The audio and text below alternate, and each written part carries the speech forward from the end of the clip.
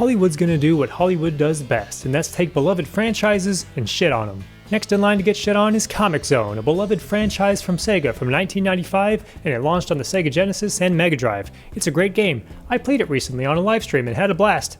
At the end of that live stream, I was told that they're making a Comix Zone movie, and I didn't believe them, but I looked it up and sure enough it's true.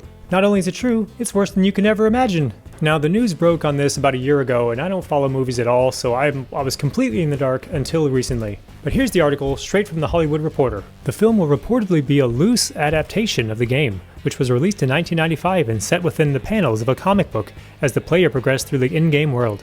Comix Zone will revolve around a jaded comic book creator and a young queer writer of color who, when sucked into the final issue of his popular series, must put aside their differences to stop a dangerous supervillain. And there's Hollywood, just writing in gay characters where they don't exist. Hollywood, if you want to have gay characters in movies, how about you invent new ones instead of taking existing ones and ruining them?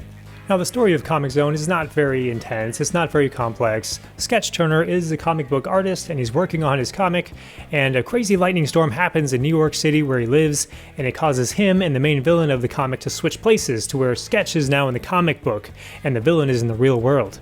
The villain then sketches in the enemies that Sketch fights inside the comic book, so it's pretty crazy and pretty cool.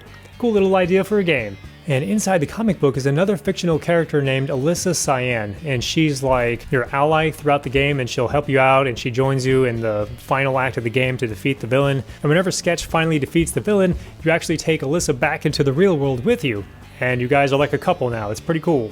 So I assume the liberties they're going to take with this adaptation of Comix Zone, they're going to turn Alyssa Cyan into the queer person of color and just go to town with the liberties. And the film adaptation is being written by a person named May Cat, who goes by the pronouns she/they, because apparently she's schizophrenic and has multiple personalities inside her brain. Let's take a look at the definition for the word they. Pronoun, possessive, their or theirs, objective, them, nominative, plural of he, she, and it. So this confirms that she's mentally unwell and has multiple people living inside of her head. Either that or she doesn't understand how language works, which is kind of a bummer because she's a writer. And that's the thing with pronouns.